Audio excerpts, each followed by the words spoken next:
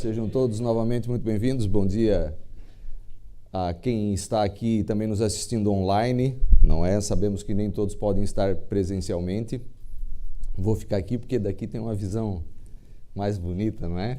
Consigo vê-los melhor. É uma grande satisfação estar aqui novamente, mais um evento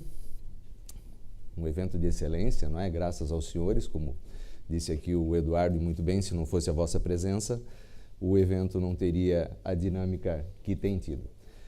Vamos hoje então ter aqui, os senhores terão um dia bastante cheio, agradeço a compreensão, estamos aqui uns minutinhos para além do nosso horário, deixa-me testar aqui a ferramenta, vamos ver se estamos funcionais. Pronto, já vimos que funciona. Vamos hoje então, qual vai ser o nosso objetivo, o nosso tema? Vamos falar sobre o impacto dos conflitos militares nos nossos investimentos. Naquilo que nós, muitas vezes, achamos que devemos fazer, vamos fazer aqui uma espécie de comparação entre aquilo que a gente acha que deve fazer e aquilo que efetivamente olhamos como sendo o que devemos fazer. Não é? E muitas vezes, ou na maioria das vezes, há sempre uma grande diferença entre aquilo que nós efetivamente fazemos e aquilo que nós devemos fazer.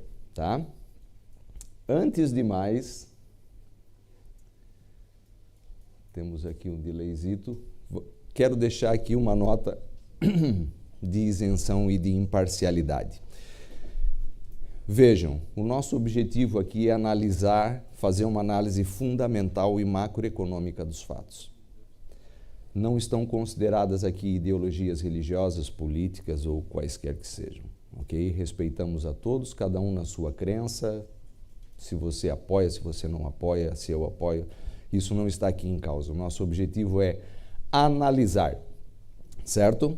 Olharmos com imparcialidade para o que está acontecendo e tentarmos entender de que forma o conflito pode nos beneficiar enquanto investidores e ao que temos que efetivamente estar atentos em relação ao que acontece. Ok? Muito bem, para quem não me conhece, eu sou essa figura linda que mamãe fez. Tenho 50 e... Aliás, acho que isso está até já dei mais uma volta ao redor da Terra aqui, pai, ao redor do Sol, não é? Já tenho 53.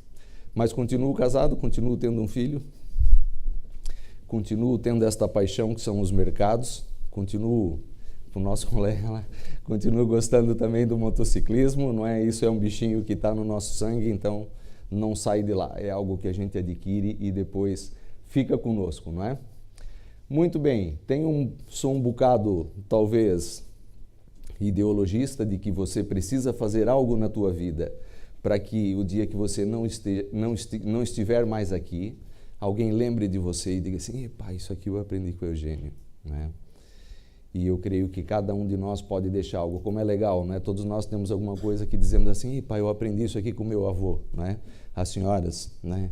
Pai, aprendi a fazer esse prato lá com a vovó, né? Aprendi com a minha mãe. Então, mesmo que não estejam presentes, deixaram alguma coisa para nós. As ciências do investimento é a minha empresa. Nós somos ligados à assessoria financeira, análise de investimento, consultoria para investimento, tudo que diz respeito a investimento. Estamos ligados diretamente. E também na área formativa.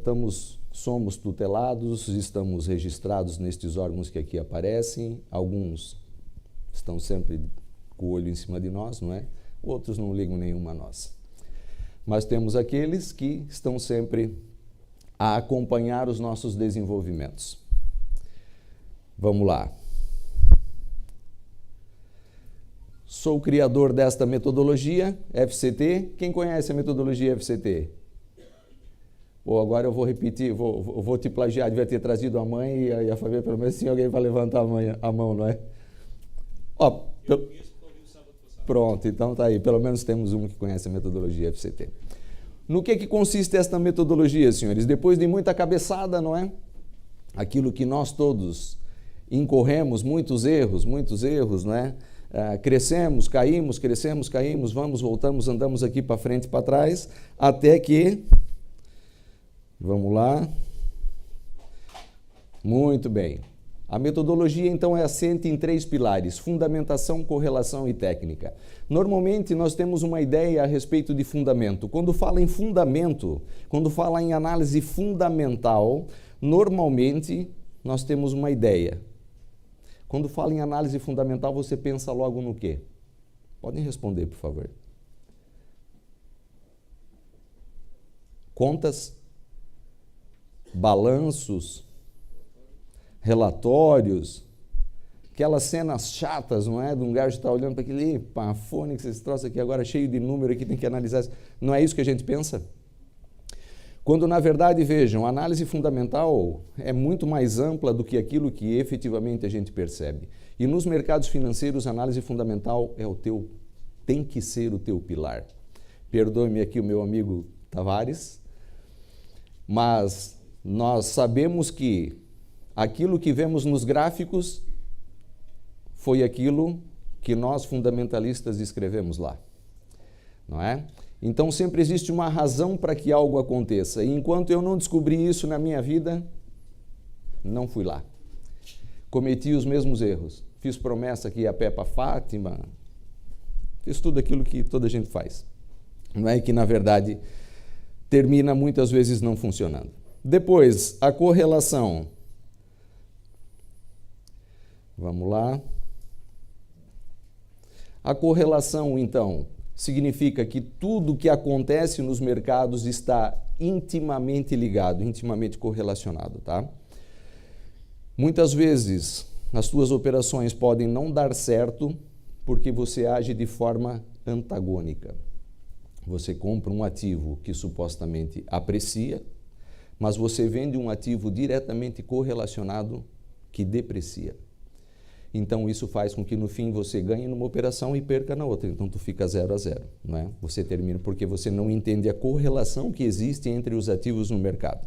E, por último, então, obviamente, não poderíamos deixar de fora a técnica.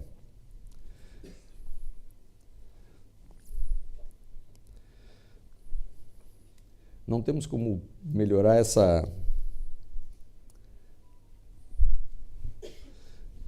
a técnica. Senhores, a técnica, então, utilizamos a técnica como um referencial, realmente. Como eu disse, o que está nos gráficos é aquilo que fundamentalmente foi escrito, ou seja, reflete a decisão daqueles que agiram por fundamento. Então, ou seja, nós tomamos decisão com base naquilo que sabíamos que era probabilisticamente possível acontecer.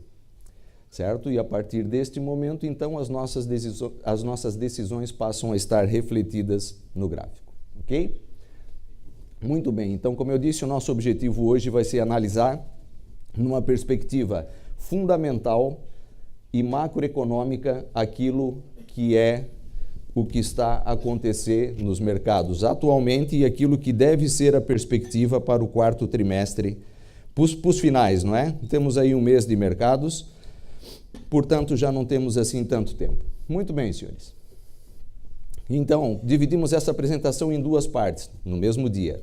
A primeira delas, então, vamos falar sobre aquilo que é onde investir nos momentos de incerteza geopolítica. Isso aqui está atrapalhando a visão de quem está aí, não desse lado? Talvez fique melhor assim. Melhorou? Cafezinho depois, tá bom? E então, vamos olhar aqui o que nós pensamos versus, ou seja, vamos comparar aquilo que nós pensamos com aquilo que são os fundamentos, aquilo que orienta, que deve orientar as nossas decisões nesses momentos, tá? Momentos de conflitos bélicos há muito que se diga e muitas vezes nós temos uma ideia que devemos agir de uma forma e nem sempre isso funciona, nem sempre as coisas correm da forma que nós queremos.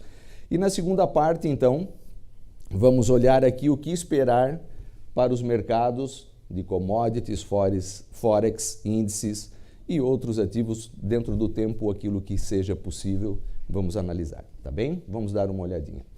Primeira coisa, então, quando você pensa, meus queridos, primeira coisa, preciso que vocês participem comigo, tá bom? não tenho medo de responder. Certo ou errado? Nós vamos responder, tá? Preciso da vossa participação. Quando você pensa, então, em investir,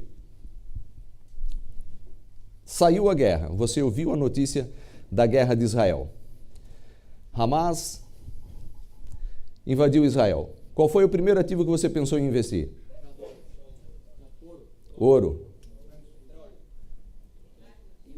Petróleo, armas. Boa, indústria bélica, não é? Quem falou, muito bem, está muito bem colocado. Então, justamente, a primeira coisa que nos vem na cabeça são as commodities, não é? E quando pensamos nas commodities, então, pensamos nos metais preciosos, pensamos também nos metais básicos. E temos que pensar nos metais básicos. Platina, cobre, não é? Precisamos olhar para isso também com alguma perspectiva. Depois, pensamos também naquilo que os senhores falaram, petróleo, gás. Alguém pensou no gás? Não é? Trigo, milho, commodities agrícolas. Quando foi a Ucrânia, o que aconteceram com as commodities agrícolas? Epa, a Ucrânia é o celeiro do mundo e não sei o quê. Pá. Toda a gente vai passar fome agora. Não foi assim? E as commodities agrícolas, então, valorizaram, não é? Então, commodities energéticas e agrícolas, neste caso, a classificação. Não ouvi de ninguém. T-notes, obrigações. Não ouvi de ninguém. Os senhores sabem que isso, dentro da XTB, vocês podem trabalhar T-notes, bunds, guilds. Sabem disso? Não? Talvez não conheçam o que são os T-notes. Vamos falar nos T-notes que são os mais abrangentes. O que são os T-notes? Obrigações do Tesouro norte-americano, não é? Qual é a classificação? São considerados que tipo de ativo? O ativo mais seguro do mundo. Disse, não é? Acredite quem quiser, que se você tem um T-note, nunca você vai perder o dinheiro. A chance de inadimplência é considerada zero. E num momento em que há um conflito geopolítico, em que há um risco, em que você não sabe o que vai acontecer, para onde que o investidor corre? Refúgio. Se fosse na tua casa, o que você quer? Você quer se proteger, não é? Quando há um evento, você não quer se proteger, então, nesse caso, você não quer proteger o teu dinheiro? Então, o investidor tende a comprar também títulos da Alemanha, do Reino Unido, já não tanto, mas também ainda, da Alemanha, em especial os títulos norte-americanos. Tá? Então, é uma classe de ativos que temos que olhar nesses momentos. VIX, V-Stocks, alguém sabe o que é? Índice do medo? Muito bem. O que acontece quando estoura uma guerra, um grande conflito? Aquilo dispara, não é? Enquanto os índices normais, SP500, DAX, outros índices caem 3%, o DAX sobe quanto? 20, 15, 30, não é? Muito mais, até dependendo da situação. Depois, o que são isso aqui? Ninguém investe em moedas? São considerados ativos de refúgio? Não? São, sim, senhor, não é? Quais são as moedas que são consideradas ativo de refúgio? Dólar, franco suíço, ien, não é? São moedas consideradas ativo de refúgio. São moedas teoricamente seguras. Então, o investidor tende a fazer o quê? Primeiro, diversificar, não é?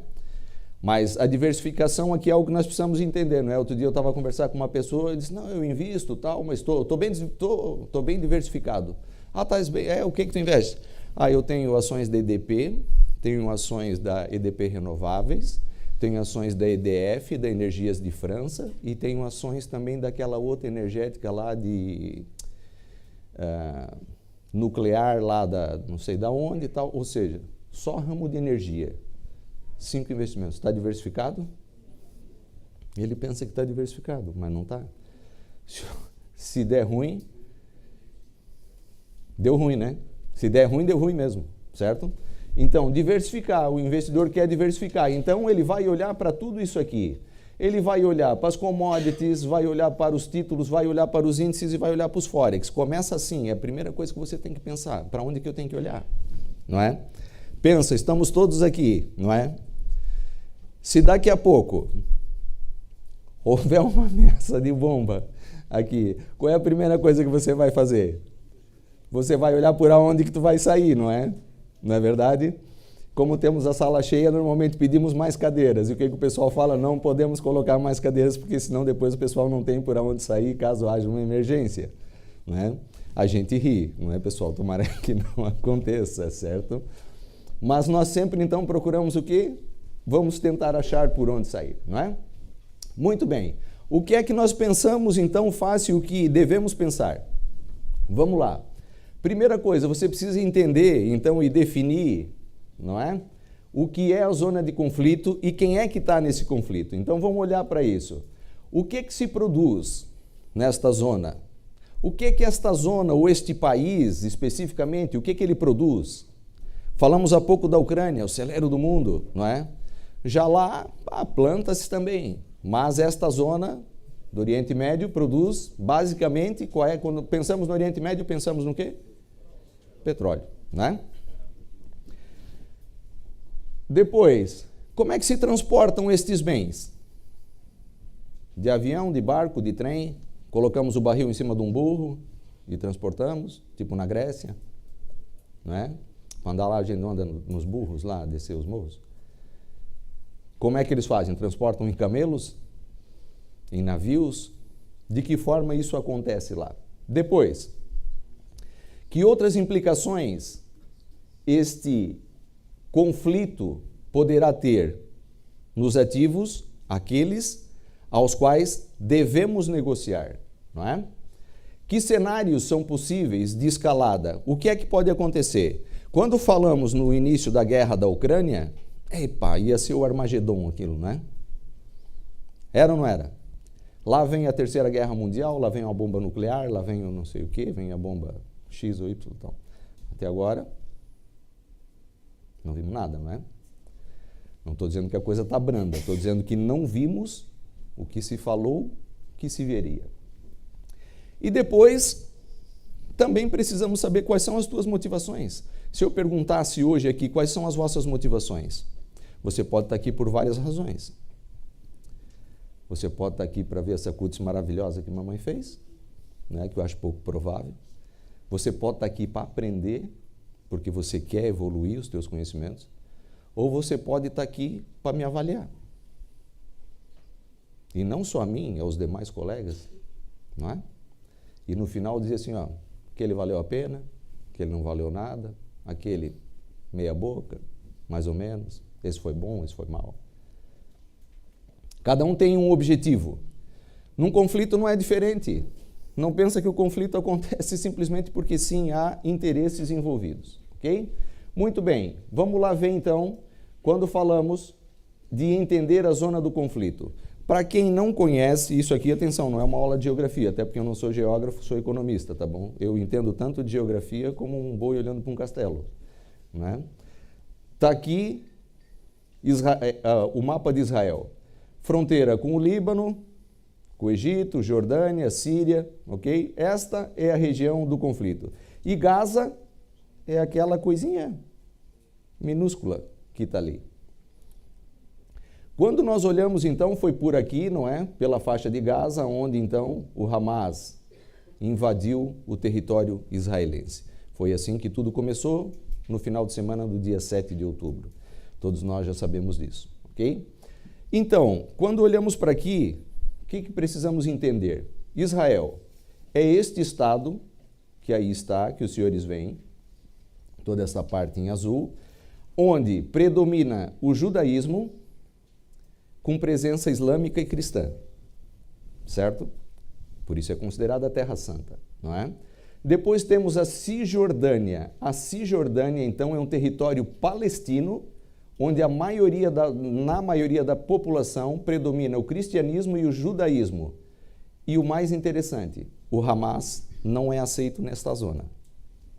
Então vejam só, Estado de Israel, dentro do Estado de Israel temos um território palestino e depois temos ainda a faixa de Gaza, também é um território palestino, que está dentro do território israelense, onde predominantemente predomina, ou seja, o islamismo, e é governado pelo Hamas, certo? Isto é apenas para que você entenda o que se passa ali nesta zona. Depois, o que é que se produz, importa ou exporta? Aqui está uma situação bastante interessante, e até pessoas falaram comigo a respeito disso depois que nós fizemos a intervenção lá no Porto, né? Vamos comparar Israel e Gaza. O que Israel produz? Gás. Mas mais do que isso, vocês sabiam que ela é considerada, está ali, eu não quero aqui mentir, mas é provavelmente o estado mais desenvolvido do Oriente Médio? Olhem o que Israel produz. Grãos, carnes, exporta diamantes, cobre, produtos químicos, máquinas, equipamentos e tecnologia militar, produz aviões, medicamentos. Ainda esta semana, por acaso, conheci, numa apresentação fundamental de uma empresa, equipamentos médicos altamente desenvolvidos, produzidos em Israel. Pessoal, um país altamente desenvolvido, que depende o quê? Em parte, tá, de grãos, né? E especialmente de petróleo, porque não produz petróleo, certo? Vamos olhar para Gaza. Quando olhamos para Gaza. Primeiro que, segundo dizem, não é, Gaza é do tamanho do distrito de Leiria, mais ou menos. Dizem que é uma coisa pequena assim, não sei, nunca estive lá, então é o que eu vi. Olha o índice de pobreza, 58%. O que produzem? Do que dependem? O que exporta? Têxteis, produtos agrícolas, pecuários. E para onde exporta? Maioritariamente para Israel e para o Egito. De que forma exporta? Via terrestre. Quando você olhou o outro mapa que eu mostrei, você viu que Israel tem saída para o mar Mediterrâneo?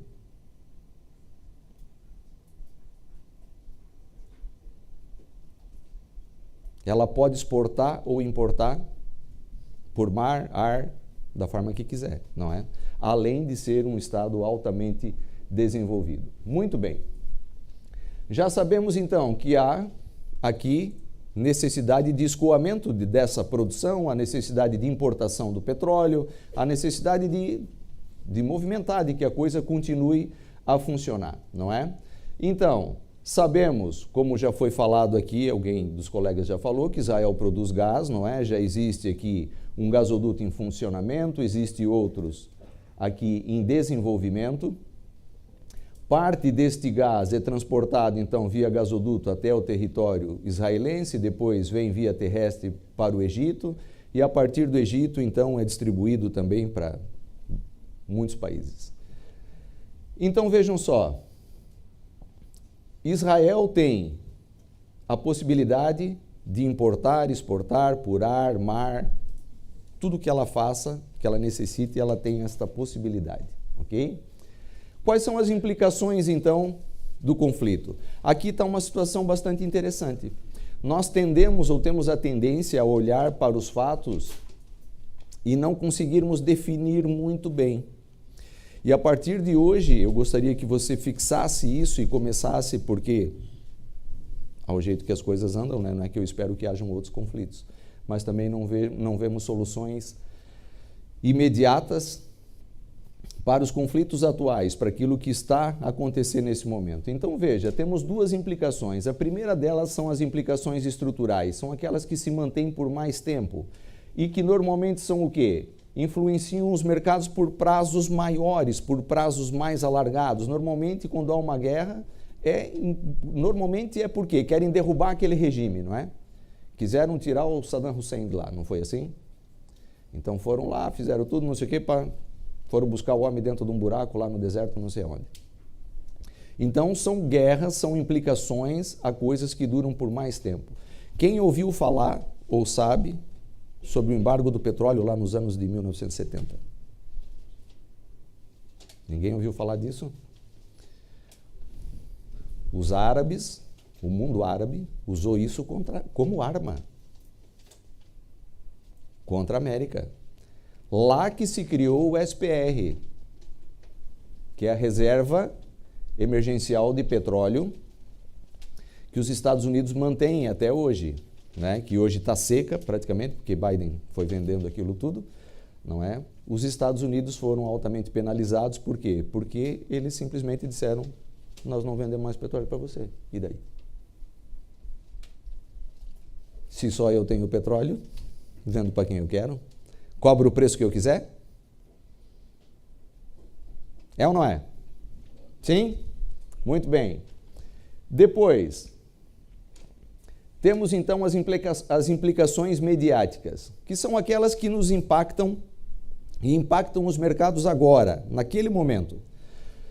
Normalmente são impulsionadas pela mídia, né? E a mídia faz o quê? Vende aquilo que é interessante. É chocante ver uma foto, não é? Quando nós víamos os imigrantes que vinham aí e tal, e víamos as crianças mortas na praia, aquilo tudo nos chocava, é uma imagem que nos choca, não é? Mas vende. Certo? A mídia personifica. Ela coloca a opinião dela a respeito daquilo, não o que é realmente um fato necessariamente verídico, certo? E isso impacta inicialmente os mercados. E aqui está uma informação muito importante. Espero que o pessoal de lá consiga ver aqui também. Ou seja, tendem a se dissipar a partir da terceira ou quarta semana, pessoal. Isso é muito importante, tá? Tudo aquilo que nós vemos acontecer imediatamente. Quem aqui investe? Já investe? 433, mais ou menos. Boa. O que aconteceu quando você ligou o computador na segunda-feira e olhou para o gráfico do ouro? O que tinha acontecido? Tinha lá um gap? Tudo já tinha ido, não é? Se tu tivesse dentro, melzinho na chupeta, né? Era um doce. Para quem não estava, ficou, ei pai, agora o que eu faço? Compro ou não compro? Pá, se eu comprar isso aqui, vem fechar o gap, porque o gap tem que ser fechado, porque o fulano falou que o gap tem que fechar, porque né? Ficamos ali sem saber o que fazer, certo? São implicações mediáticas. Meus queridos, na primeira semana, ninguém tira os olhos do padre. Na segunda semana, um gajo já está a dar uma olhada na multidão, na plateia, né? Na terceira semana, ele nem quer saber nem do padre nem da missa. E vou mostrar para vocês que isso é assim. O mercado dissipa. Por quê? Ou nós entramos uma bulha já e resolvemos esse negócio, ou então nós vamos para a via diplomática. É ou não é? Não, tem que haver diplomacia, temos que resolver via diplomática. E então as coisas começam o quê? Aquele agravamento que você esperou no conflito, aconteceu? Não aconteceu. Nós esperamos, e aqui dava para conjugar o verbo inteiro. Eu esperei, tu esperaste, ele esperou, nós esperamos, nós esperamos. Todos nós esperamos, não é? Por quê? Porque a mídia disse, se calhar o preço do barril do petróleo vai a $300. Ninguém ouviu isso? $100, quem ouviu? 150, quem ouviu? 130, quem dá mais? Não é? Mais ou menos assim. Vai acontecer. Tá, mas por que ia acontecer? Vamos avançar. Vejam, vamos olhar agora aquilo que eu falei para vocês sobre se o mercado dissipa ou não dissipa e o que aconteceu então com estes ativos. Vamos ver se não perdi a minha conexão aqui. Pode mudar para... Vamos ver se...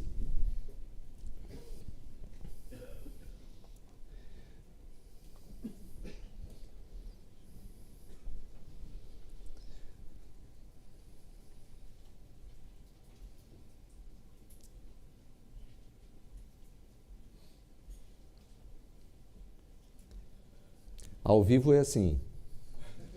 Eu vou fazer que nem o Pinto da Costa. Se calhar vou subir ali e vou contar uma anedota, contar uma piadinha.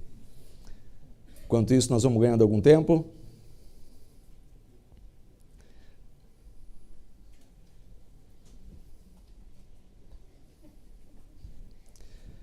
Olha, vamos lá. Está aqui ligado, vamos ver se funciona ou não. Enquanto isso, então, realmente vou aproveitar esse tempo aqui. Quem é que tem conta demo? Quem é que conhece a história que eu conto sobre a conta demo? Ninguém, pá. Pá, eu sou um gajo estranho. Então vou contar para vocês a história da conta demo, até que resolvamos essa questão. O senhor trader morreu, foi para o inferno. Chegou no inferno.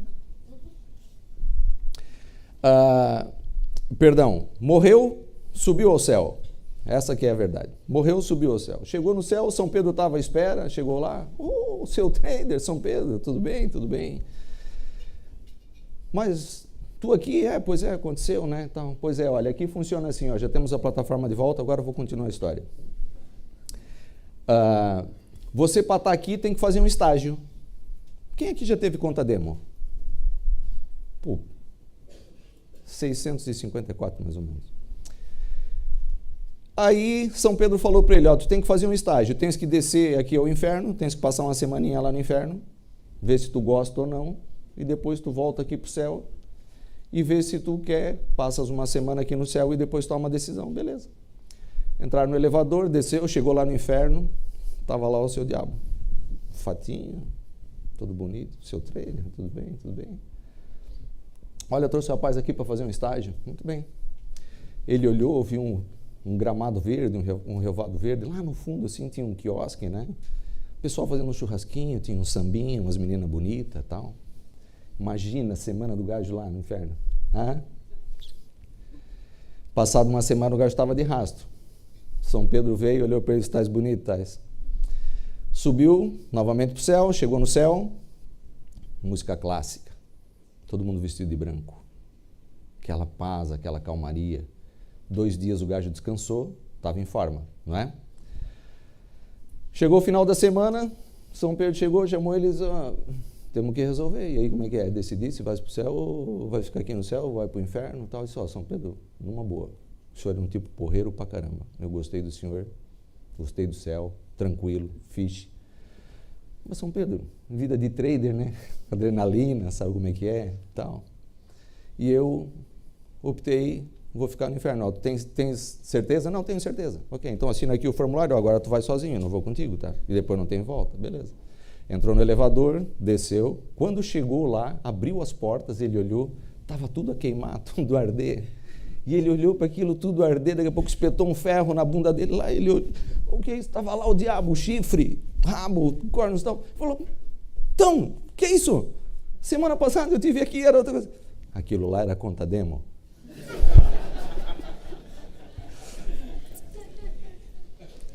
Cuidado, conta demo é fácil, não é? Tu tá a perder, dobra. É ou não é? É para tu a perder 3 mil aqui, dobra. O dinheiro é de brincar, né? Muito bem, vamos lá, pessoal. Preciso dar um gás agora. Então vejam só, tá aqui o que aconteceu. Obrigado à nossa equipe aí. Vejam, tá aqui o que aconteceu, então, o famoso gap de abertura do Gold. Certo? Abriu, o mercado começou a subir. Quando chegou na terceira semana, tivemos o pico. A partir da terceira semana, o que aconteceu? Novamente estamos aqui por outras razões agora, não é? O mercado voltou a corrigir? Sim? Diga? São H4. H4. Metodologia FCT, utilizamos gráficos em 4 horas, ok? Petróleo. Está aqui o petróleo. Data da invasão, final de semana de 6 ou 7. Arrancou em alta, voltou a baixar. Olha onde é que chegou na segunda semana. Desde então, garanto, ou ouvi muitas histórias sobre isso, não é? Que muita gente continua posicionada e desde então, aonde que o petróleo veio? Para quem ficou posicionado e não saiu da posição, o petróleo depreciou 18%. Ah? E você não entende por quê? Epá, não entendo. Mano, os gajos falaram que esse troço ia a $100, $120, $130. Certo? O que aconteceu aqui? A partir da segunda semana, fica lá, Israel invade por terra, não invade por terra, não sei o quê. Ficou uma indefinição ou não ficou? Houve alguma alteração aqui? Daquilo que nós falamos inicialmente, houve alguma alteração estrutural? Ou foi tudo mediático? A mídia falou que o mundo ia acabar, o petróleo ia disparar, que as coisas iam ser horríveis, não é? Olha, te prepara, porque agora, para andar de carro, tu vai ter que vender a casa.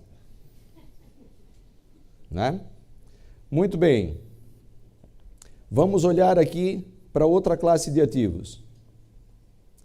T-Notes.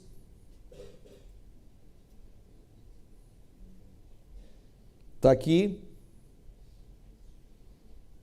a invasão, a data da invasão. Imediatamente, o investidor buscou refúgio. Passou a comprar títulos da dívida norte-americana. Na primeira semana, já percebeu aquilo que eu mostrei para você aqui logo no início. Que o conflito é o quê? Regional.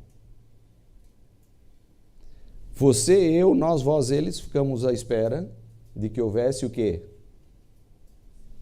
Que a coisa piorasse, não é? Qual é a razão, neste momento, para quem está posicionado em petróleo e está a perder dinheiro, qual é a razão neste momento para o petróleo subir? Nenhuma. A isto chamamos fundamento. Por que vai subir? Tem que haver uma razão, não é?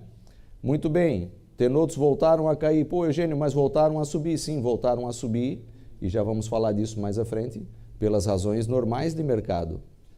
Pelos outros fundamentos que impulsionam a alta dos T-Notes e de outros ativos. Ok? Moedas. Vamos olhar? Dólar. Índice do dólar. Olha que coisa linda. Índice do dólar.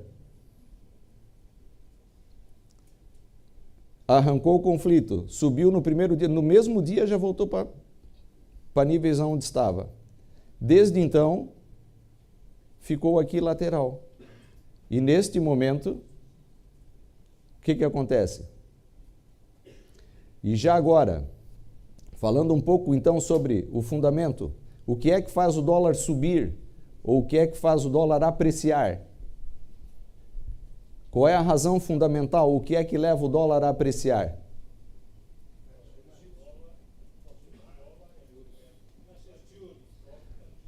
Taxas de juro. Taxa de juros. Não é? Então, por que é que o dólar depreciou?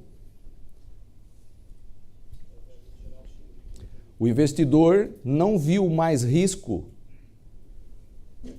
na guerra de Israel. Ele viu um abrandamento do risco. Com isso, ele fez o quê? Ele começou a vender T-Notes. Pá, não preciso mais dos T-Notes, porque o risco diminuiu. Quando ele começa a vender T-Notes, significa que há menos risco. E sabemos que por correlação, a correlação é inversa. Quando ele vende títulos, o que acontece? O que acontece, pessoal? Certo? Então, neste momento vemos rendimentos a cair e por isso vemos dólar a cair. E por que os rendimentos caem hoje? Por que o dólar cai hoje?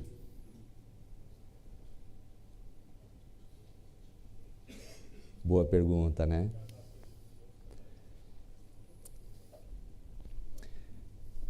Reserva Federal Americana. Qual é a expectativa do investidor hoje em relação à Reserva Federal Americana? O que é que ele espera? Que a taxa de juros não suba mais. Se a taxa de juros, se a expectativa do investidor é que a taxa de juros não continue a subir, que a Reserva Federal Americana não continue a aumentar taxas, o dólar não vai continuar a subir. Rendimentos sobem, dólar sobe. Rendimentos caem, dólar cai. Isto é fundamento. Ao saber isso, você consegue antecipar o movimento. Você consegue estar um passo à frente. Depois, quando você olha para o gráfico, nós já escrevemos lá esta informação. Já está escrita. Quando você vê no gráfico, então, nós já escrevemos, a história já está escrita.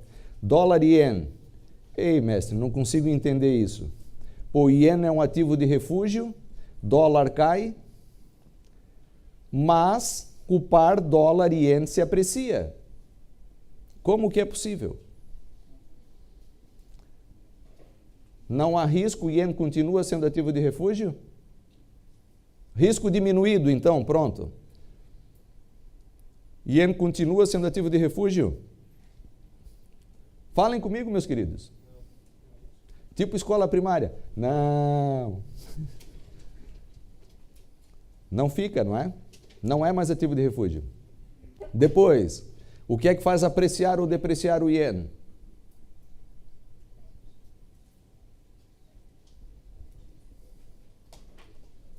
Spreads, diferença das taxas americanas e do Japão.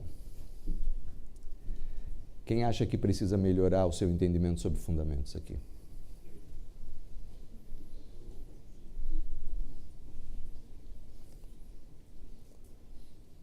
Se faz sentido, a gente precisa melhorar, não é? Boss, please. Bom, não vou ter que contar outra história, né? Não? Boa! Muito bem. Então já vimos, não é, o que aconteceu aqui. E também você já tem uma perspectiva sobre aquilo que poderá ser os próximos dias, os próximos 30 dias para o mercado. Já quase que passei aqui uma recomendação de investimento, não? Quase, não é? Muito bem. Então, agora vamos ver o seguinte. O que pode mudar aqui? Quais são os cenários, então, de escalada? Como é que vamos escalar essa briga aqui? Para já estamos só nós dois a porrada aqui. Estamos só nós dois. Bom te ver aí. Já estou tipo político, né? É bom te ver aqui. O que é que pode aumentar? Para já estamos só nós dois aqui, Abulha. Mas aí tu tomas as dores dele. Dizer, pá, ô Gênio, não bate tanto, pá. Carrega menos na tinta. Aí o colega ali ao lado, né? O que se passa aí? Vem intimidar o processo? Muda? Temos a possibilidade de que alterem os fatos? Muito bem. Para já temos, qual é o cenário atual? Israel-Gaza, ponto final. Não é bonito? Não é bonito. O cenário é sangrento? É sangrento. É triste ver o que está acontecendo? É. Humanitariamente, não há o que falar, né? Quer dizer, não há guerra bonita, né? Só Star Wars. Mas, para já, o que o mercado está fazendo nesse momento, meu querido? Quando eu te mostrei aqui os gráficos, o que o mercado está fazendo? Em bom português? Temos pena, né? Temos pena. Epa, olha, está acontecendo, né? O mercado está a desprezar os riscos, tá? Muito bem. Então, qual é o segundo cenário aqui possível? O que pode acontecer aqui? Pode entrar o Líbano, a Síria, a Jordânia e o Egito? Pode. Em especial, vejam só, não é? Tivemos toda essa situação agora do hospital Al-Shifa e não sei o que e tal, e manda o pessoal para o sul, e manda o pessoal para o norte e esses deslocados todos. Se nesse desenvolver dos fatos aqui, não é? Os resultados de El-Shifa, ou seja, para já Israel não conseguiu provar nada para ninguém, não conseguiu mostrar para ninguém nada que diga assim, olha, está aqui os túneis, está aqui o quartel-general, está ali os mísseis, e era a partir dali, está ali aquele senhor ali que era o homem que carregava no botão. Conseguiu mostrar? Está perdendo o apoio da opinião pública? Os Estados Unidos está sendo pressionados a pressioná-los, a dizer assim, ô irmão, ou tu mostra um resultado aqui, ou então é tipo o nosso chefe, né? Entendeu? É tipo o Eduardo faz aí com, né? Tipo o Eduardo faz com o pessoal aí da XTB, ó. Como é que é? Cadê os resultados aí? Não há resultados. É preciso se mudar algo, não é? Então, para já não conseguiu mudar nada. Muito bem. O Hezbollah poderá iniciar o seu próprio ataque contra Israel. Por quê? Por causa da carnificina, por dizer assim, pô, tu tá matando o meu povo, pá. Tu tá matando a maioria muçulmana lá. E eu tomei as dores desse povo. E sabemos que eles têm um grande arsenal militar, não é? E se eles fizerem isso, então, rapidinho eles acabam com a suposta cúpula de ferro de Israel, não é? O que levaria o quê? Israel, então, a bombardear o Líbano. Olha que cena interessante. A partir das montanhas de Goiânia, daquele território ocupado lá em cima, na faixa, ocupado por Israel desde 1970, a partir de lá, o Hezbollah bombardeia Israel. Israel, em resposta, bombardeia o Líbano, que, por sua vez, os Estados Unidos já disse que, se isso acontecer, atacaria a Síria e as milícias pró-iranianas, que já andam a atacar as forças americanas em território sírio, não é? Portanto, neste meio tempo, se a Jordânia e o Egito apoiarem Israel, lembrem do mapa, lembram da Cisjordânia, dentro do Estado de Israel, faz fronteira com quem? Com a Síria. Cisjordânia faz fronteira com a Síria. Então, a Síria poderia invadir a Cisjordânia pela fronteira, não é? Então, se eles derem apoio, o Hamas pode atacar eles também.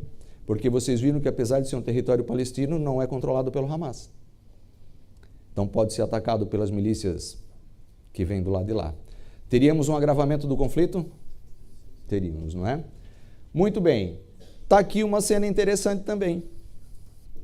E muito interessante. O canal de Suez. Quem ouviu já falar do canal de Suez? Já? Atravessa o Egito. Então, imaginem os senhores, se neste caso, no caso desta invasão, houver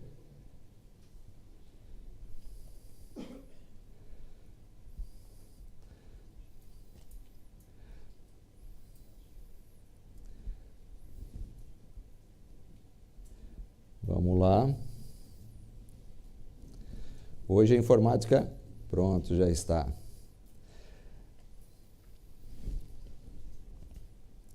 Hoje a informática, e aqui vamos procurar agora o mapa do Oriente Médio. Quando nós olhamos então aqui para este mapa, olha que situação interessante. Aqui está Israel, o Egito, não é? Nesta zona aqui. Vejam só, o canal de Suez passa por aqui, ó. E sai no Mediterrâneo, ok? Aqui passa o canal de Suez. Confesso que eu tive que estudar isso, porque, como eu disse, eu em geografia sou um nabo. Mas, muito bem, aqui passa o canal de Suez, certo? Agora, imaginem os senhores, peço para que voltem na apresentação, por favor. Se aqui houver o bloqueio do Canal de Suez. O que isso tem a ver com o processo? O próximo cenário seria o que aqui? Que além dos que já estão envolvidos, neste caso, não é? O Canal de Suez, o fechamento do Canal de Suez faria o quê? Olha quanto petróleo, quanto gás natural, quanta produção se escoa por ali. É uma brutalidade ou não é?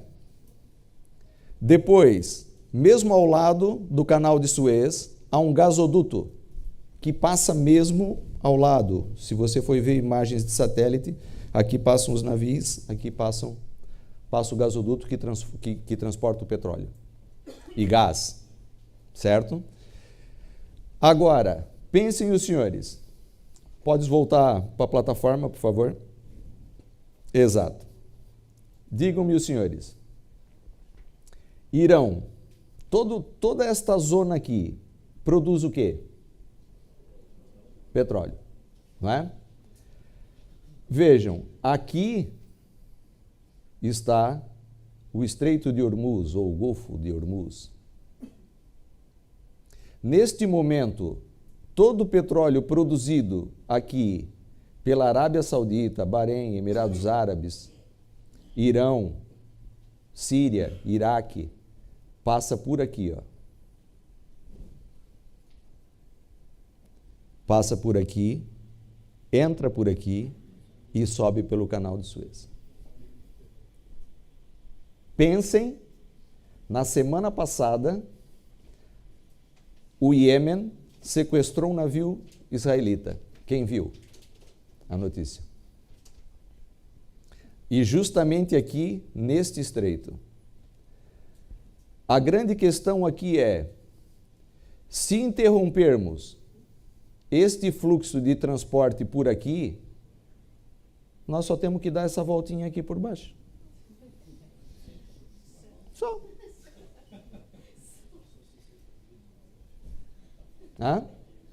Então,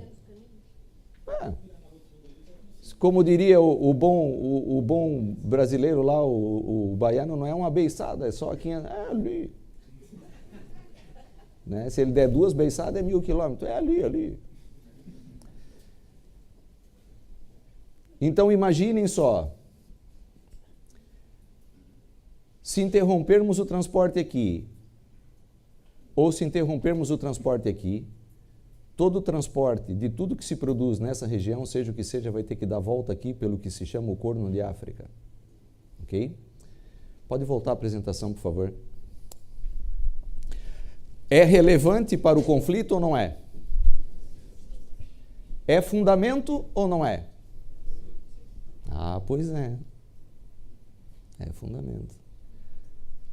É diferente daquilo que nós pensamos, né, de cálculo, gráfico, planilha, não sei o quê, tal. Não é? São razões que levam as coisas a acontecerem, certo? Muito bem, então sabemos que, como o Irão foi responsabilizado aqui, existe o risco, não é, do ataque com apoio dos Estados Unidos. Vejam só, se os petroleiros aqui no Estreito de Hormuz forem atacados, aliás, eu acho que até está aqui na apresentação, o Irão já pede o controle, reivindica o controle do Golfo de Hormuz, já diz que aquilo é dele. Até onde os olhos alcançam aqui, tudo é meu. Certo? Eles querem o controle total sobre aquela região. Se ele afundar um petroleiro ali, se eles afundarem um navio porta-containers no Canal de Suez, bloqueia o canal? Mesmo ao lado... Ô, pessoal, desculpa lá. Os gajos conseguem arrebentar um oleoduto a não sei quantos quilômetros de profundidade, pá. Imagina um oleoduto que passa aqui do lado da Terra. Até com o pé, ó. Uma bombazinha. Mudaria o cenário ou não? Muito bem, olhem só.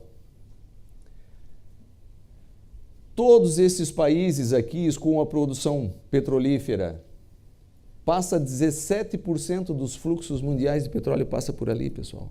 É muita coisa mesmo. E isto pode alterar violentamente o cenário. Quais seriam as motivações aqui dos intervenientes? Pergunta que eu faço.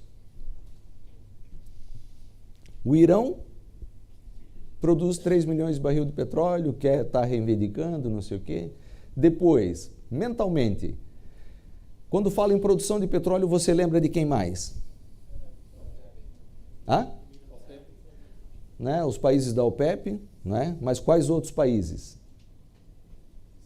Arábia, você lembra desses países? Irão, Síria, toda aquela galera que está ali na volta, não é? Então, olha só, se supostamente o Irão é o financiador do Hamas e também do Hezbollah, das milícias curdas pró-iranianas na Síria e no Iêmen, disse que todo o dinheiro para pagar essa gente vem dos poços petrolíferos na Síria, no Irão e no Iraque. O que fizeram na guerra do Iraque? Pô, vocês não são tão jovenzitos assim, pá. Hã? Tocaram fogo em tudo. Era ou não era? Aquilo queimava dia e noite ou não? Aquilo queimava dia e noite.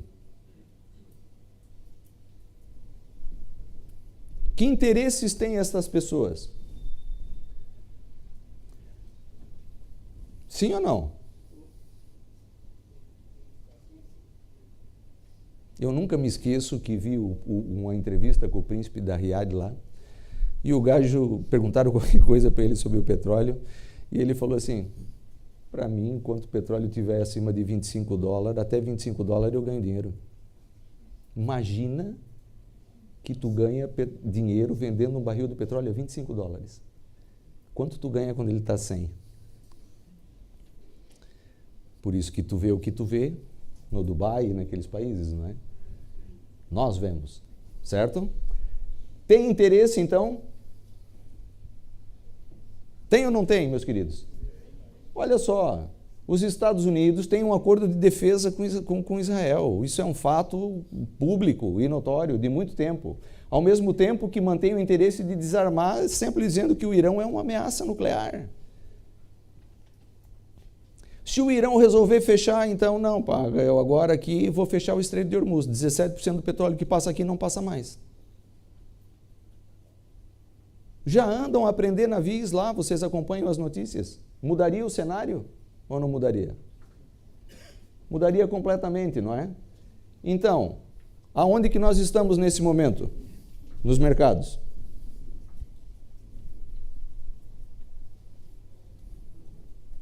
E quando eu digo aonde é, exatamente.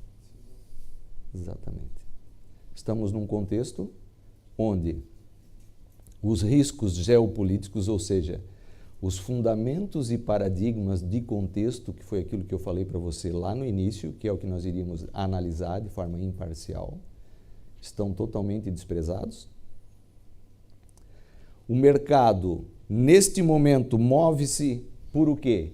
Então, estamos totalmente alheios aos fundamentos, os mercados se movem pelas razões habituais, pelos fundamentos, por aquilo que talvez você não conheça, seja algo desconhecido para você, não é? Nada contra a técnica, pessoal, atenção, nós também usamos a técnica e a técnica é muito importante, tá bom?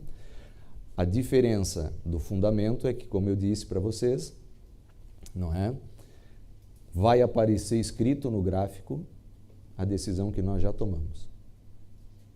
Certo? Não é o gráfico que vai determinar o fundamento. É o fundamento que vai determinar o que vai aparecer no gráfico. São coisas diferentes. Os mercados estão a mover-se, então, pelas razões fundamentais, macroeconômicas, correlações. É por aqui que os mercados estão a mover-se. Não espere, salvo o quê? Vamos lá. Qual seria a dica aqui, então? Vou falar baixinho assim, por causa da... Qual é a correlação aqui? Qual é a dica do investimento? Comprado no petróleo. Quando?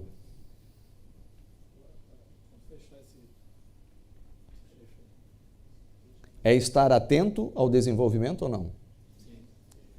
Epa, afinal, o Irão apreendeu um navio lá e fechou o Golfo de Hormuz. Obviamente, quando você ouvir isso ou souber disso, o petróleo já valorizou 4 ou 5%. Mas quando você olhou para aquilo que eu te mostrei aqui na plataforma, abriu com gap ou não abriu? Continua a subir? Continuou até a segunda semana, não é? Obviamente vai continuar até que o quê? Até que vejamos se houve uma mudança estrutural, então. E qual é a mudança estrutural? Epa, temos que dar aquela voltinha agora. Ali por baixo. É pertinho, pá. Entendeu? Leva mais 3 semanas, custa mais uns milhõezinhos, mas o importante é que o petróleo chegue lá, não é? Vamos desviar, vamos sair pelo Mar Vermelho? Opa, afinal, bloqueamos o canal de Suez. Bloqueamos o canal de Suez? O lado de Hormuz pode estar intacto? Pode ou não? Lembrem os dois lados. Se bloquearmos Suez, o outro lado pode estar intacto. Bloqueamos Suez, vamos ter que dar volta ou não vamos ter que dar volta? Porque ele tem que sair do Golfo de Hormuz, passar para dentro do Mar Vermelho, passar pelo Iêmen, cuidado, passar pelo Iêmen, e depois passar pelo canal de Suez. Se houver interesse destes senhores, só eu produzo manga agora. A partir de hoje, só eu produzo manga. O que vai acontecer com o preço da manga? Ah, pode ter certeza que vocês vão pagar caro para chupar manga. Pode ter certeza. Entendeu? Aliás, como nós dizemos, não é? Nos mercados, uns choram, os outros vendem lenços. Você, enquanto investidor, não pode ter ideologia. Para você, tanto faz se o mercado aprecia ou deprecia, para você é indiferente. Você só tem que estar certo. Você tem que investir pelas razões certas. E se você investir pelas razões certas, tu vai estar sempre um passo à frente. Sempre. Ok? Muito bem. Então, olhando para esta segunda parte, então, até aqui, tudo ok, não é? O que é que nós esperamos, então? Para as commodities, para as obrigações, para os forex. Aqui temos, assim, um pincelzinho, não é? Vão seguir orientadas pelos dados econômicos, agravamento da situação geopolítica, que pode ou não acontecer. Os dados econômicos fazem mexer com as commodities ou não? Sim? Vou fazer uma pergunta. Se tivermos um PIB maior, é bom para o petróleo ou é mal para o petróleo?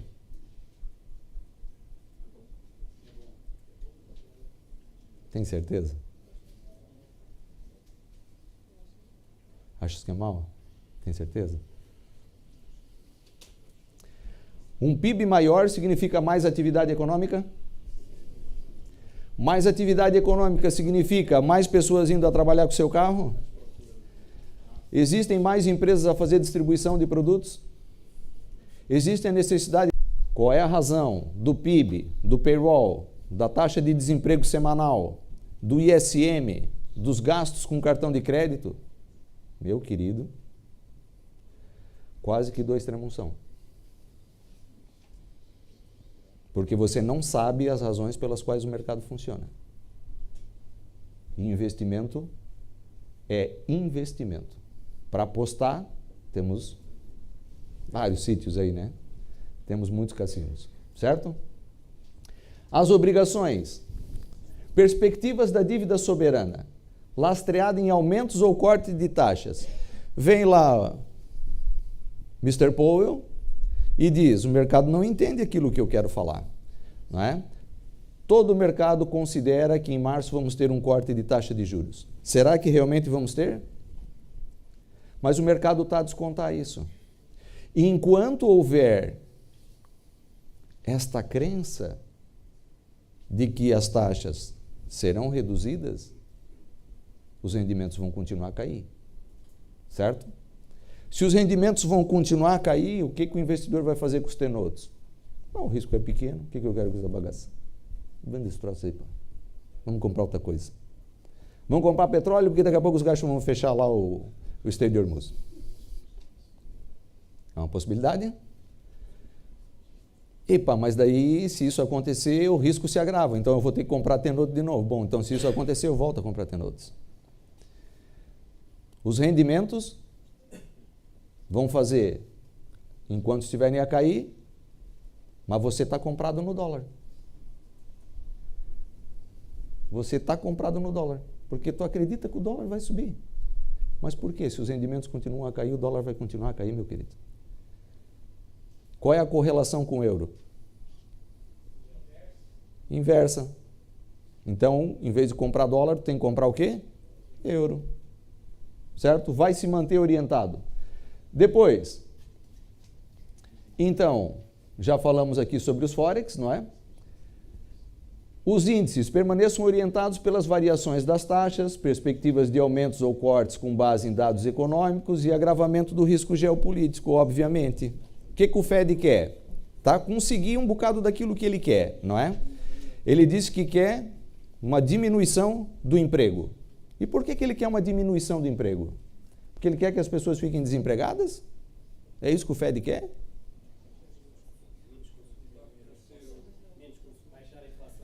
Baixar a inflação. De que forma? Falaram aqui? Diminuindo a atividade econômica, diminuindo o consumo. Então, o dado de ISM é importante para ti? Os gastos com cartão de crédito do consumidor é importante para ti? Te indicam se a atividade econômica está a abrandar ou não? Então, imaginem, saiu esse dado, ISM e tal, não sei o quê, não é? Vamos ter aqui o payroll. Quem já ouviu falar no payroll? Pô, ninguém conhece o payroll, o gajo aquele que vende francesinha ali no Porto, pá. Emprego não agrícola, não é? Nos Estados Unidos. Certo? JOLTS. São dados que nós precisamos saber. O Fed quer menos pessoas a trabalhar para que tenhamos menos consumo. Então, ou seja, que é um mercado de trabalho menos apertado, salários consequentemente mais baixos, não é? Para que ele possa, então, tomar medidas. E esta dinâmica vai permanecer. Enquanto nós vermos, certo? Um mercado, e aqui vou fazer, com isto termino, senhores, vou pedir para que mude novamente para a plataforma. Quem acompanha-nos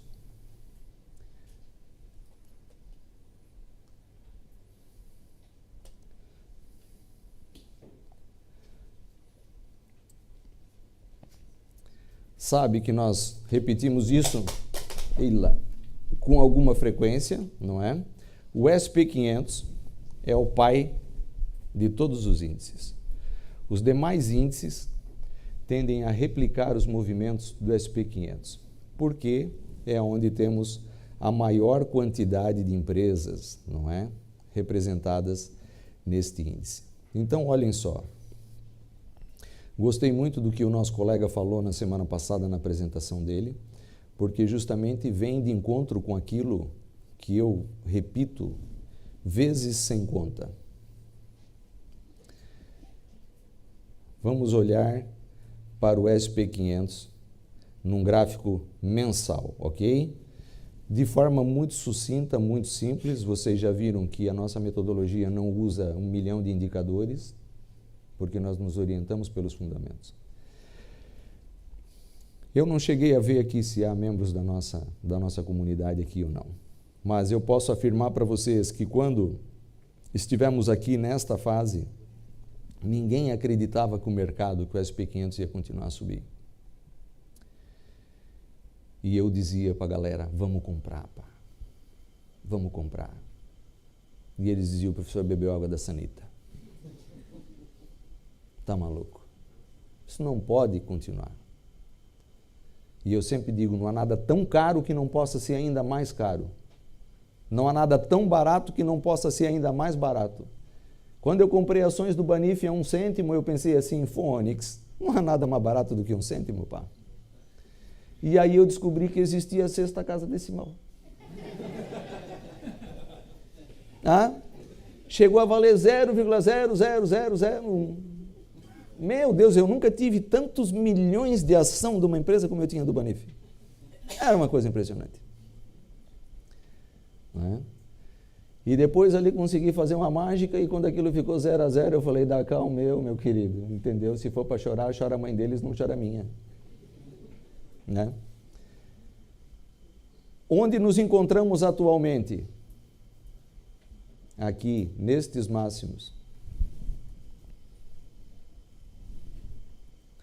Quanta gente está aqui a tentar adivinhar o momento para entrar short aqui? Todos sabem o que é entrar em short? É botar um shortinho e ir para o mercado, né? Entrar em short é investir, não é apostar, ok? Investir. Investir na depreciação do ativo, não é? Quanta gente está aqui a tentar adivinhar o momento em que isso aqui vai voltar para baixo? Digam. É uma fábula, pá. Isso é uma fábula. E aí, imaginem os senhores, eu vou colocar num período um pouquinho mais curto aqui, em semanal. Melhor, até vou colocar em diário. Fica mais bonito. E com isso finalizo, tá bom? Sei que vocês já estão cansados, mas eu gosto mais disso do que de chocolate. E pá, vocês vieram para aqui, tenho pena agora, né? Vão ter que tomar comigo. Olha só.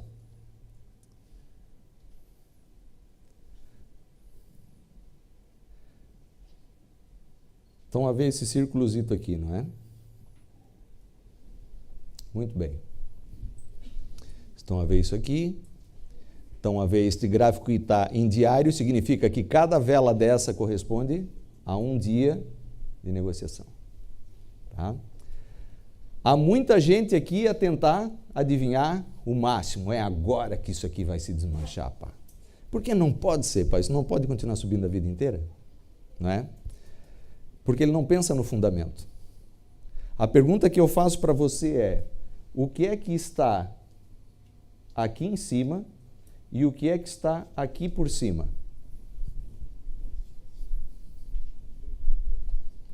O que é que está aqui e aqui? Já vi que tem gente aí que me acompanha. Stop loss, meu querido. Stop loss. Já ouviu falar numa coisa que se chama short squeeze? Já? Então, olha só, os artistas estão aqui a meter posições curtas e a colocar stop aonde? Por cima dos máximos. Porque está a olhar para este máximo aqui e está a colocar stops aqui por cima. E nós vamos comprandinho, como quem não quer bem a coisa, devagarzinho, vamos dando uma de morto, né? Vamos comprando, comprando. Aquilo vai subindo, o que é que tu vê? Vai subindo, subindo, subindo. Para fechar uma posição curta, é necessário que ocorra o quê? Para você fechar, tu está posicionado em curto, em short. Para fechar essa posição, tu realiza o quê? Uma compra. Uma compra. E quanto mais as pessoas tentam adivinhar máximos, mais stops se acumulam aqui, mais o mercado sobe. E com isto finalizo. A pergunta é, para a Reserva Federal Americana, para o Fed, você acha que faz diferença se o S&P 500 estiver a 4.800 ou estiver a 8.000 pontos ou a 10.000 pontos? Tu acha que para ele faz alguma diferença? Se ele tiver a inflação nos níveis que ele deseja, tiver o emprego nos níveis que ele deseja, a caminhar, não tivemos zero de inflação agora no mês de outubro? Foram os dados. Nesse ritmo, em janeiro ou fevereiro, temos 2% de inflação. Quer dizer que o Fed atingiu o seu objetivo. A Reserva Federal Americana atingiu o seu objetivo. O emprego Diminuiu? Tem diminuído? Quem tem acompanhado os dados? Tem diminuído ou não? Sim. Então, para o Fed, não faz diferença nenhuma. Explique para mim. Por que short? Aqui. Se você tiver uma explicação fundamental para me dar, se você tiver motivos para elencar, como eu elenquei para você, por que fazer as coisas, eu entro em short contigo aqui. Se você não tiver, eu para já continuo comprando. Isso não é uma recomendação de investimento, é apenas a minha opinião. Diga.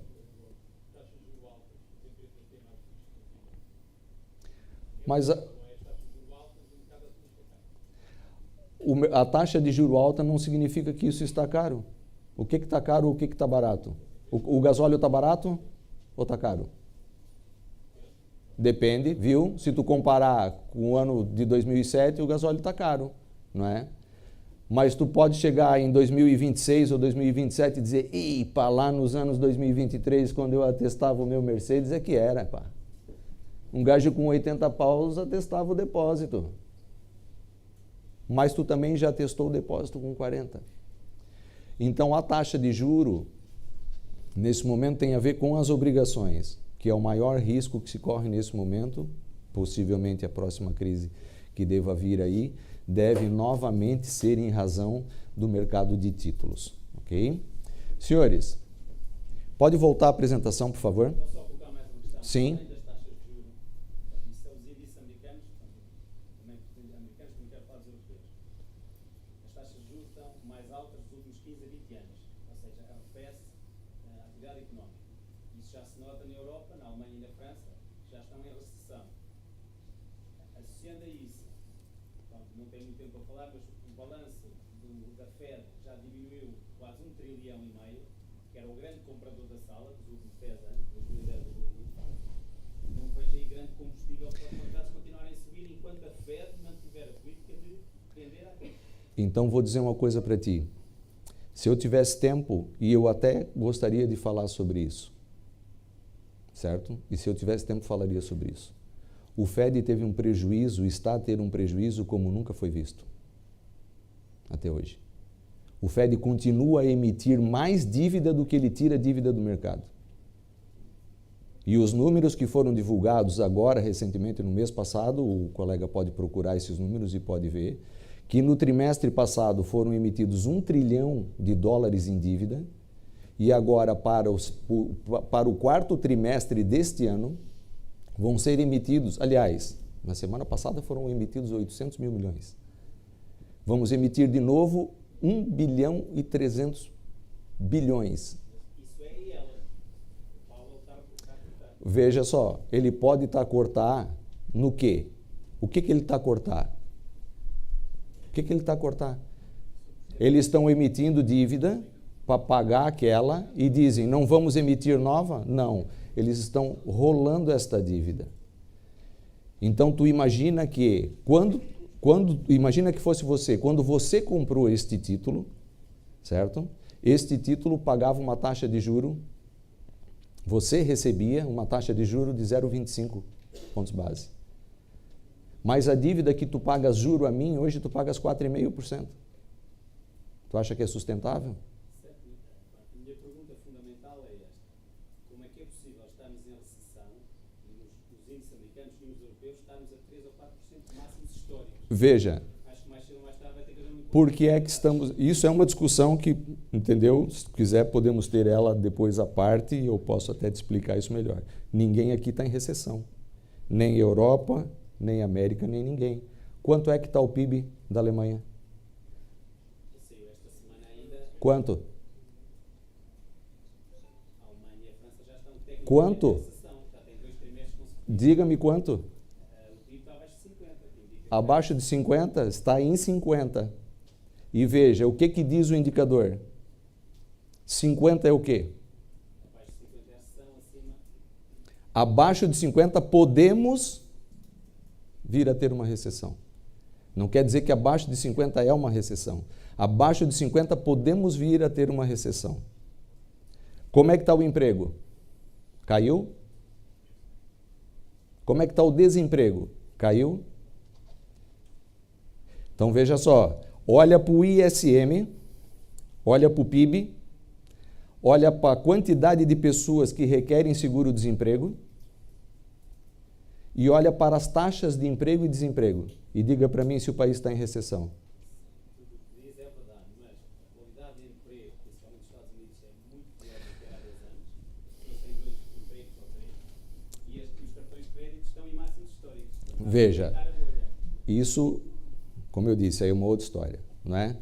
E se nós formos entrar por aqui, veja, é uma discussão muito aprofundada mesmo, entendeu? E eu teria matéria aqui para falar 3 dias aqui, sem sombra de dúvida. Te explicaria o que é um ativo diferido e como ele funciona dentro do sistema financeiro, certo? E por que eles fazem as coisas do jeito que fazem. E por que está... Tu entendes o que é um BTFP? Como são usados os BTFPs? Não? Pronto, só para finalizar, não queria utilizar mais. Entende que é uma questão de meses até o S&P chegar aos 5.000, é isso? Ou mais. Ou mais. E veja, pode mudar? Pode mudar. Pode ser diferente? Pode. Se tivermos um agravamento geopolítico, sim? Sim. Se tivermos uma crise de dívida pública, sim. Porque o problema aqui não está na taxa. Está na quantidade de dívida existente. Qual é a dívida americana hoje? É a maior alguma vez vista na história. É impagável. É impagável. É impossível pagar juros do tamanho que se pagam. Certo? Agora imagina se o mercado está assim, o que acontece se o Fed cortar 0,15% na taxa? Senhores, no dia 4, sim, diga. Sim?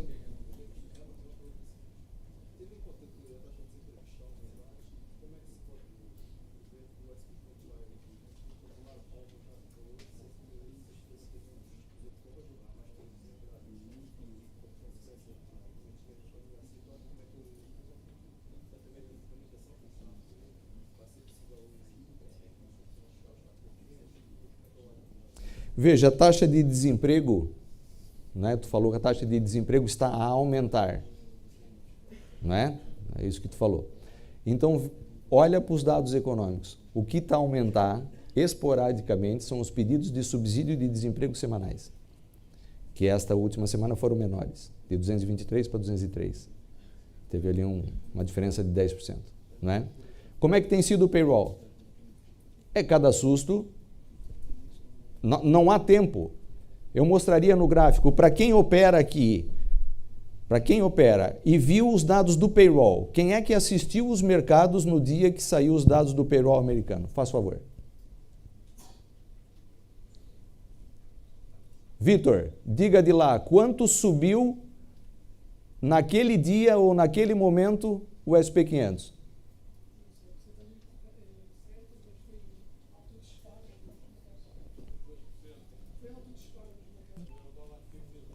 Foi um alto disparo. Por quê? Porque o emprego continua forte e as quedas estão a ser moderadas, ou seja, que é o que a Fed quer, não é? A Fed quer é reduzir o emprego de forma moderada, não quer que o emprego caia de um dia para o outro. Ou seja, o objetivo é reduzir a inflação, como disse o Eugénio, não é? Queremos reduzir a inflação, então vamos reduzir o emprego de forma moderada, que assim a inflação vai caindo também de forma moderada e nós vamos conseguir descer as taxas moderadas e ter o tal chamado soft landing. É isso? Exatamente. Obrigado, Vitor. E queria só dar aqui uma nota para quem estava a falar que o SP500 não pode subir. Há mais uma questão que vocês também têm que se questionar, que é o quê? As empresas produzem mais hoje e têm mais lucros hoje do que o que tinham há um ano quando estavam em máximo? Há 2 anos? Essa é uma questão que vocês têm que fazer. Pessoal, há muita coisa aqui. Mas pronto. E como eu disse, obrigado, Vitor. Vamos fazer então... Peço desculpa. Vamos fazer um talk show aqui. Há muita coisa que se possa falar. Fundamentalmente, há muitas questões que movem o mercado e, às vezes, a gente não consegue perceber como que uma má notícia é uma boa notícia ou uma boa notícia se torna uma má notícia. Mas, fundamentalmente, tudo tem uma explicação, tá bom? Senhores, como eu disse, e preciso finalizar em razão do horário, no dia 4 nós vamos fazer uma live pública, onde todos os senhores clientes da XTB e os clientes das ciências do investimento, obviamente, também participam, não é? Os privados e os não privados, e todos os senhores estão convidados para participar dessa live. Então, nesta live, fazemos uma abordagem sobre aquilo que é a nossa perspectiva fundamental para os mercados na próxima semana, ou neste caso, como vai ser início de dezembro, vamos procurar fazer uma live onde vamos dar uma perspectiva fundamental para o mercado entre a semana, neste caso, entre o dia 4 e o dia 15 de dezembro, que são os últimos 10 dias negociais no mercado. Portanto, estão todos convidados, certo? E lá temos mais tempo. Lá, meu querido, o da t-shirt azul,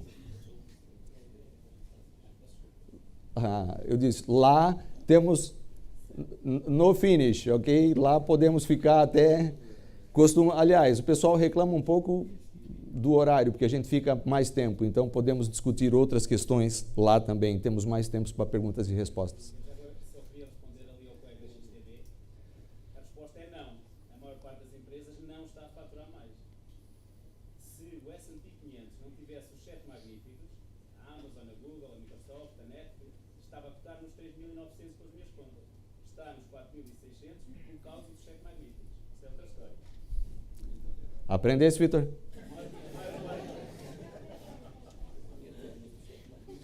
Iremos debater isso então no intervalo. Senhores, vamos como para eu o coffee disse, break, exatamente. tá, as dúvidas, já fomos aqui, tá bom? Agradeço a presença de todos vocês, agradeço a audiência também do pessoal que nos assistiu online. Espero que vocês tenham gostado, que tenham se divertido e que eu tenha conseguido passar algo de positivo no sentido de ajudá-los a investir melhor, ou como diz o nosso amigo, cometer menos erros já é bom, tá bom? Obrigado mais uma vez, um bom fim de semana e olha, continuem porque há muita gente boa aqui ainda hoje para falar convosco, tá bem? Obrigado, pessoal.